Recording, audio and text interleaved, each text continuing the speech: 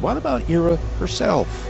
Could the last day of her life offer clues as to how she ended up on that muddy river bank? Her records showed she'd been to the bank, deposited money, just after 10 a.m. And we were able to get surveillance videos of her there. Showed her alone. Just 15 minutes after stopping at the bank, here was Ira again. This surveillance video at a Goodwill store just off campus. She gave away clothes, chatted briefly with an employee, seemed not to be worried about anything. Not worried upset, about a thing. No. Not unhappy. Nothing.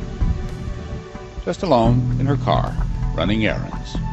30 minutes later, 20 miles away, there she was again, in this surveillance video from a YMCA parking lot across the river from the campus. That's her in her car, driving toward the river. Had to be her, said Detective Terry. We could tell that there was a very small person driving the car. It appeared to be a white female driving the car. It was just after 11 a.m. It was the last image ever captured of Ira Yarmolenko alive. So apparently Ira arrived at the Catawba River alone, encountered her killers there. But why in the world was Ira even on that secluded wooded bluff overlooking the Catawba?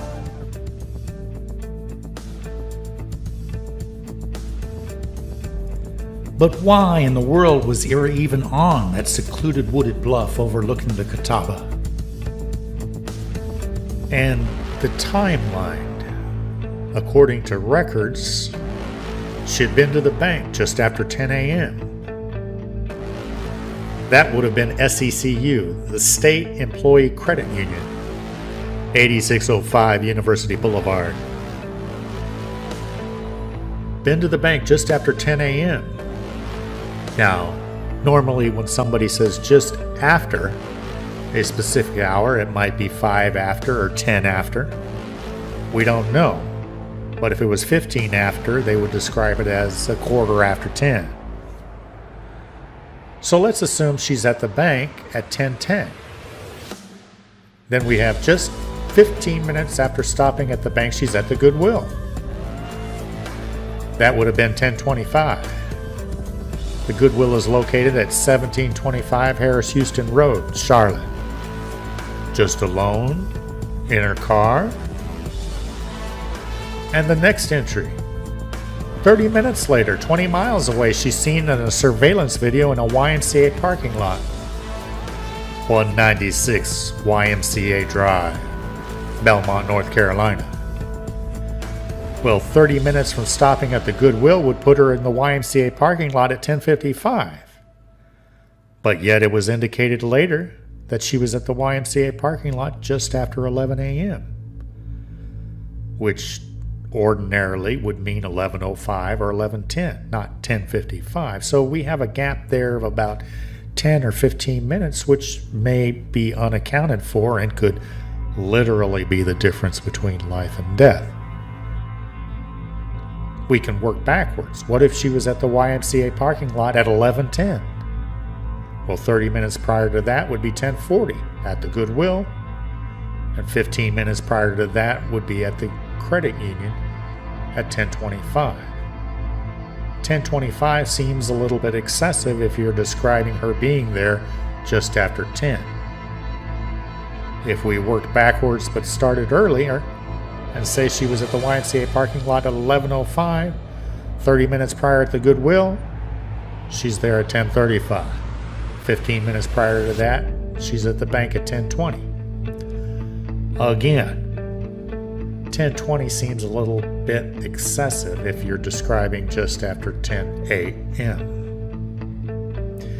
So we have a loose framework for the timeline. I scoured the internet and there was an article written by one of the major media outlets there in Charlotte entitled "The Timeline of Ira Yarmolenko, May 5, 2008. The first entry. 9:45 a.m. Ira seen on campus taking an exam. Keep in mind that the week of May 5, 2008 was finals week. Students were not in regular classes. They were taking finals. The next entry. 10:18. Ira stops at the credit union, the bank. 1018 lends itself to specificity, which can also mean accuracy. We don't really know. 10:35, Ira stops at the Goodwill. She's on camera. The next entry, and this is a new one. 10:50, Ira stops at Jackson's Java, a coffee shop close to campus. She had also worked at this coffee shop. Jackson's Java is no longer located in that shopping center, but it happens to be directly across the street from the credit union. So I punched into Google the drive time, which indicated 20 minutes from Jackson's Java to the YMCA parking lot, 17 miles away. What I thought was interesting in this article is that the next entry doesn't even indicate the stop at the YMCA parking lot, but only indicates that at 1:15, two people on jet skiers find Ira's body on the banks of the Catawba River.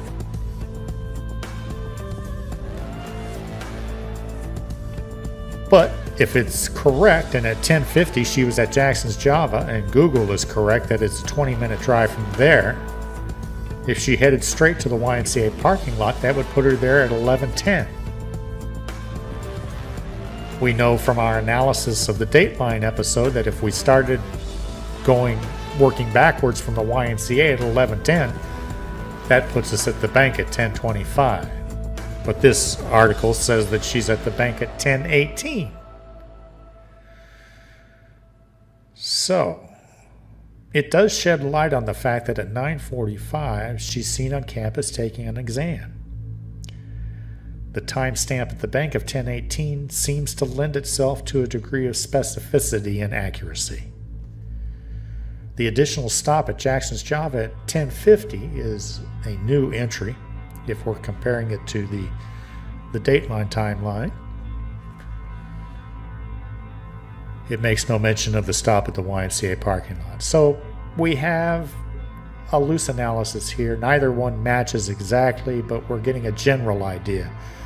Another article I found written by a major publication was entitled "A Look Back on That Day," where it mentioned she was last seen 2 hours before her body was discovered. Well, the previous article indicates that she was discovered by two jet skiers at 1:15.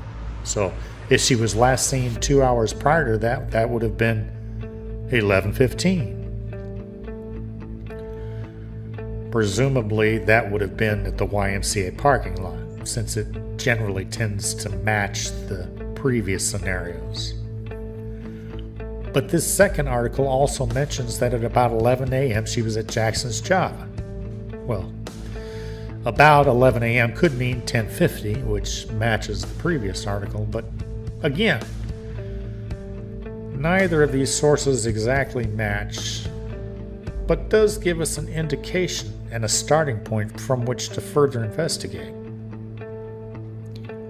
I thought it was a good idea to call some of the major news outlets in Charlotte to see if I could obtain footage of the days directly after the day that Ira was found, to hear what that footage had to say as the facts were unfolding a little closer to the time period of the day of this tragedy.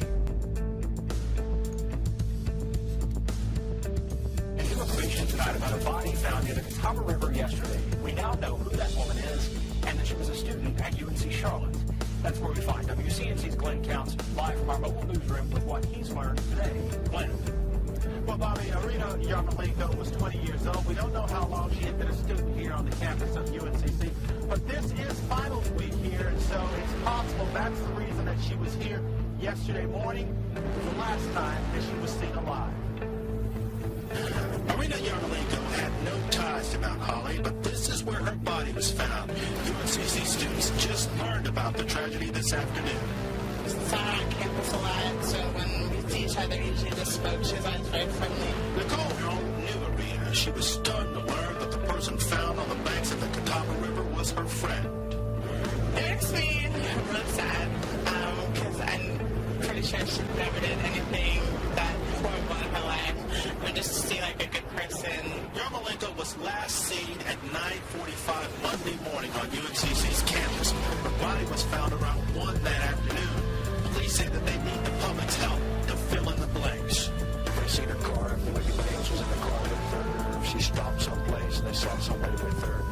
The answers to those times are things that we need to know. And that helps us set up the timeline of who she was with at what particular times. That certainly helps. Well, all those sources are saying that Yarmolenko is murdered, and this time police are not saying how. They are still waiting for the medical examiner to get back to them on that question. Reporting live now from our WCNC Global Newsroom on the campus of UNCC, I'm Clint.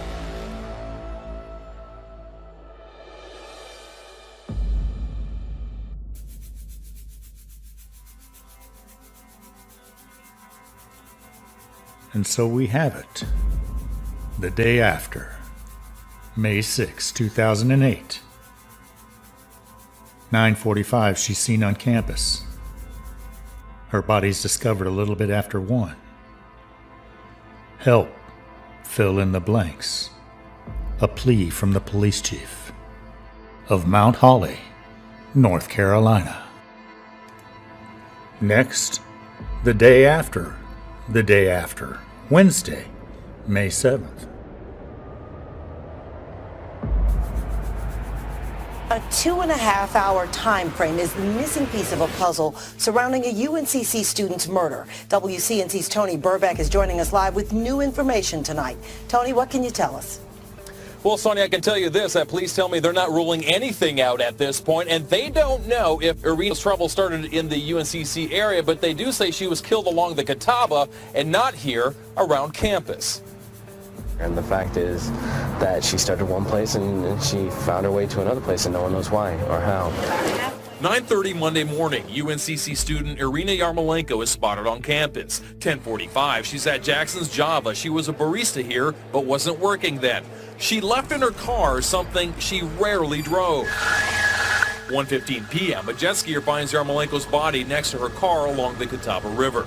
Police say what happened in that 2.5-hour time span is a piece of the puzzle they do not have. About a half hour of that is travel time. Another piece is whether Yarmolenko came here on her own, if she encountered someone after arriving, or if she was forced here. Friends say she knew people in Gaston County, but didn't mention coming here. That's what a lot of people are just trying to figure out, because they don't know what could have happened to her. Yet another piece, her car down a steep embankment and this open door. Investigators say she did not fall out of it. That leaves getting out on her own or getting pushed. Police aren't saying if they found evidence of another person in the car. They hope people who either saw her or her car at that time frame can put the rest of this puzzle together. And there will be a memorial for Yarmolenko tomorrow night here on campus. Meanwhile, police, well, they're still waiting for autopsy results before they release just exactly how she died. We're live now tonight in Charlotte with the Mobile Newsroom. I'm Tony Burbeck.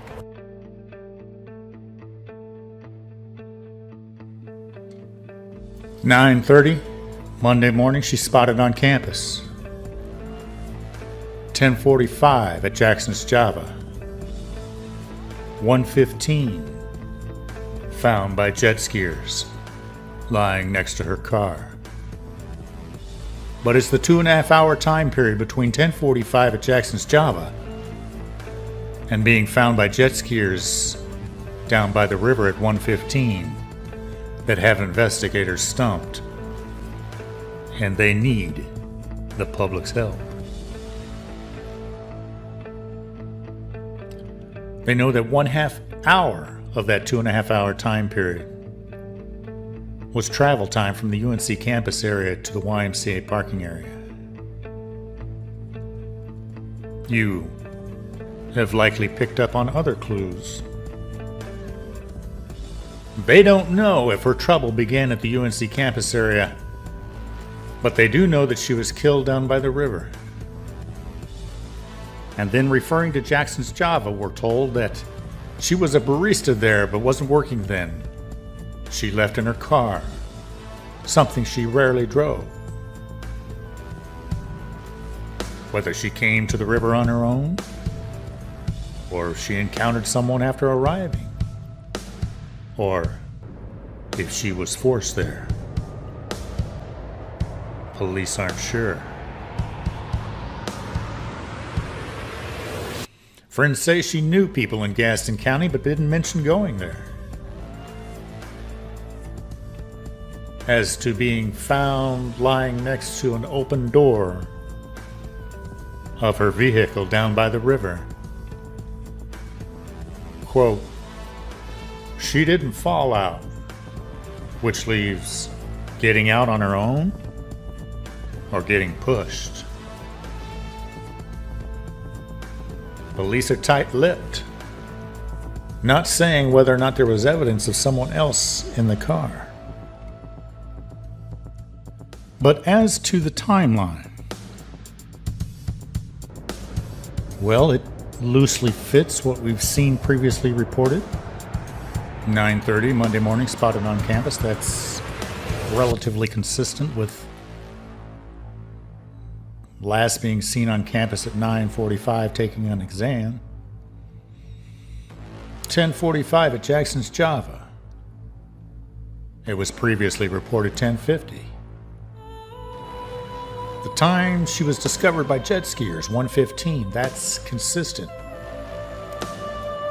But we're still left with a rather loose timeline.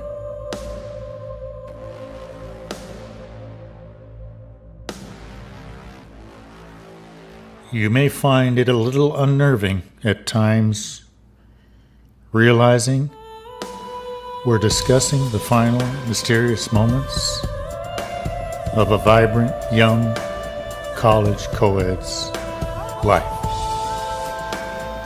A life snuffed out long before her time. Before her time. Before her time. Before her time. Before her time. Before her time. Before her time. Before her time. Before her time. Before her time. Before her time. Before her time.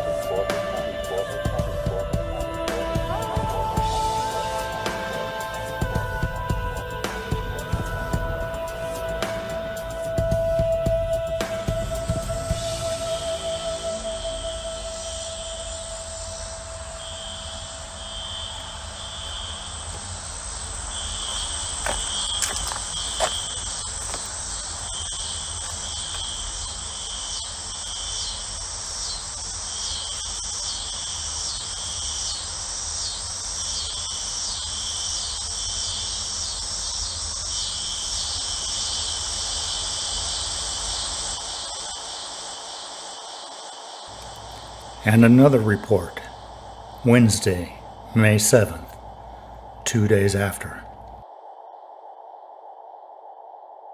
And the body's laying beside of it. Out the driver's side. There's two doors open, and I only saw one person. Investigators say UNC Charlotte student Irina Yarmolenko had been suffocated and was found outside of her car. Understanding that she's not from this area and to find her way to that particular location is unusual. Investigators are trying to piece together the timeline after Yarmolenko left campus. We know that she stopped at a credit union and then made a quick pit stop at Jackson's Java in University City.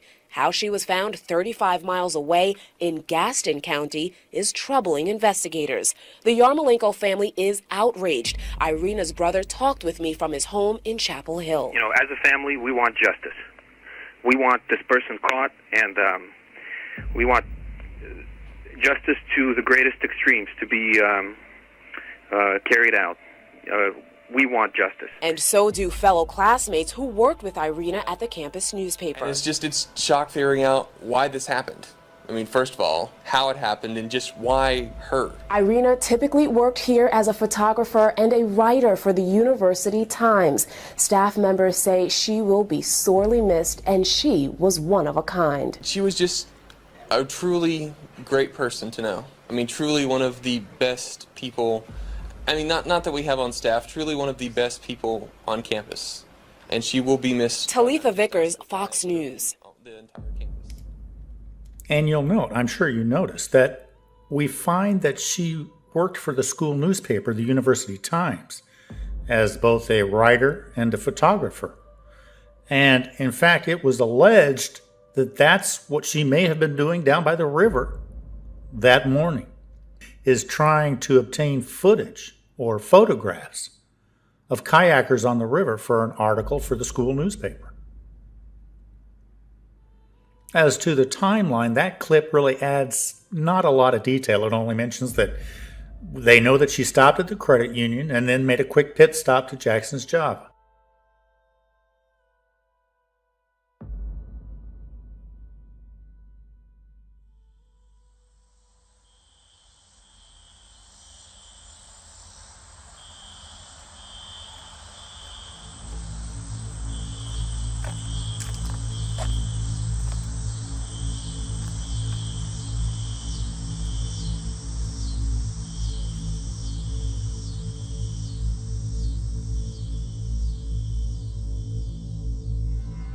Murder. That word in this afternoon on a UNCC student whose body was found earlier this week. WCNC's Francis Coe is live now from our mobile newsroom in Mount Holly, where police have just finished briefing us on this breaking news. Francis? Well, Sonia, investigators here at the Mount Holly Police Department now saying that Irina Yarmolenko was suffocated. But who did it and why are still some of the unanswered questions tonight. Holly Police Department has shifted our death investigation to a full homicide investigation. Investigators now shifting gears after an autopsy reveals how 20-year-old Irina, or Ira, Yarmolenko died. We were able to say that she died of asphyxiation.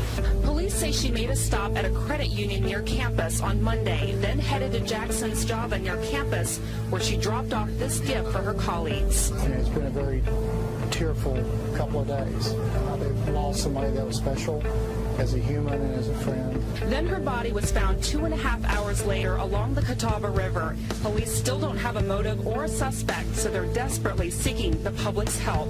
We're contacting close friends, people she went to school with, people she worked with,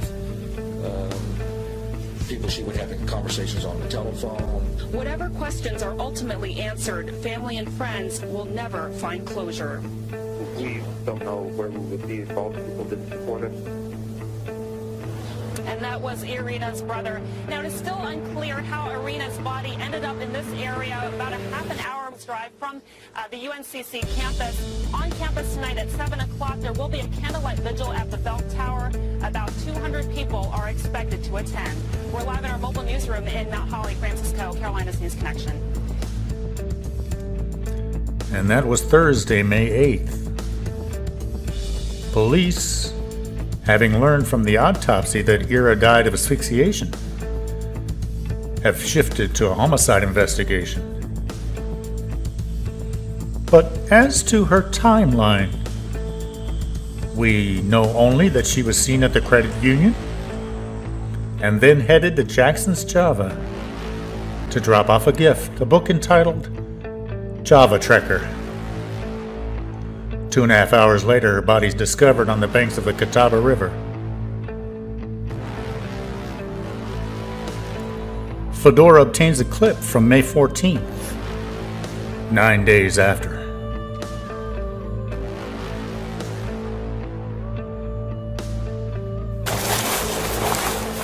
Getting to the place where Ira Yarmolenko's body was found is not easy. It's remote, hidden by trees. Ira's body was laying right here.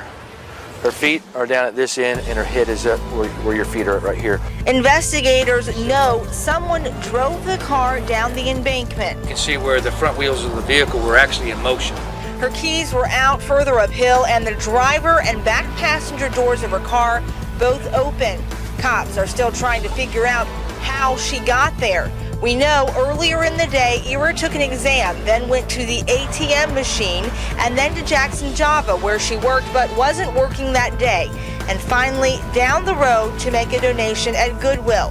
The mystery about what happened to Ira after that has many students feeling uneasy. Police aren't sure just yet how Ira ended up in Gaston County, but they are sure about one thing.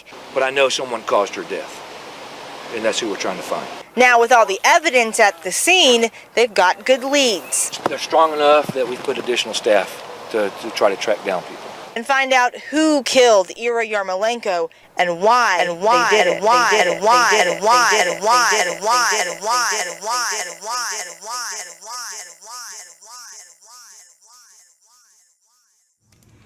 And the timeline shifts ever so slightly. Quote, we know earlier in the day Ira took an exam, then went to the ATM machine, and then to Jackson's Java, and then finally down the road to make a donation at the Goodwill. But previous timelines had her stopping at the Goodwill and then going to Jackson's Java. The police are convinced they're looking for a murderer. And there are other clues in that clip. Next, Fedora obtains footage from 2 days later, the 16th.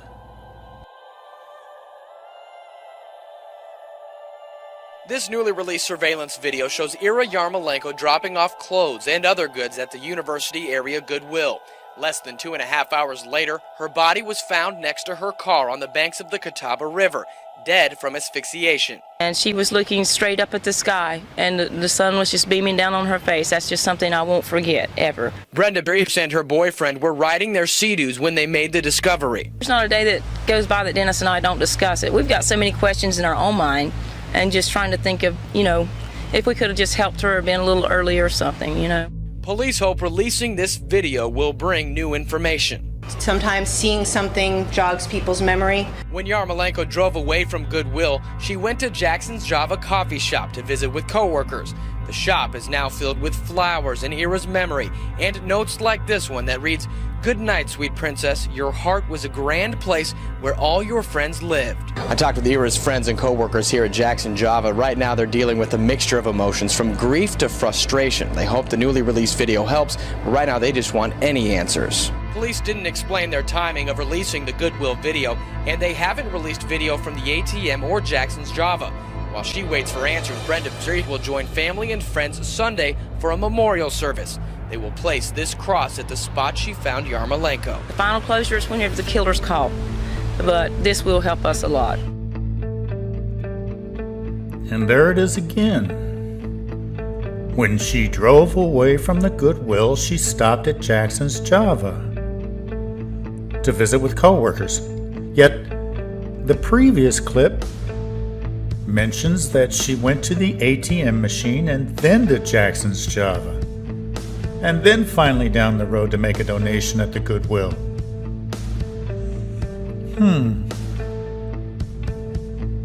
Oh, well, regardless, that video of her making that donation at the Goodwill, that's gotta have some clues.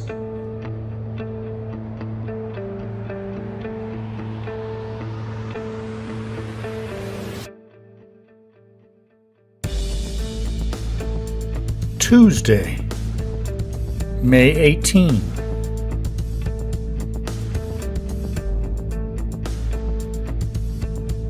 Two weeks after finding her body on the banks of the Catawba River, Brenda Briefs and Dennis Silva put up a cross in Ira Yarmolenko's memory. They now feel a closeness to the UNC Charlotte student they never knew. Finding out what a fantastic girl she was, she's a terrific family, terrific friends. I mean, she's loved by everyone. I haven't seen a picture of her yet where she wasn't smiling. Flowers drape the cross, and on top sits a solar-powered light, so the memorial will be visible at all times. It solely represents the light that Ira had. Her light will shine. As that light shines, her light will shine too. So many questions remain unanswered in this case, like how Ira and her killer ended up in this remote part of Gaston County. The car was found rested up against this stump with 2 doors open. Ira's body was found outside where this cross now sits. The car keys were found further up the hill. Police say they have some good leads, but haven't named any suspects. Lack of answers frustrates Ira's close friends and complete strangers who have been drawn to the case. While the search for her killer continues, Ira will not be forgotten. This reminder will be visible day and night along the Catawba River. In Gaston County, John Nicely, Fox News. Not much on the timeline. Oh well. Car keys found further up the hill. 2 doors open on the driver's side.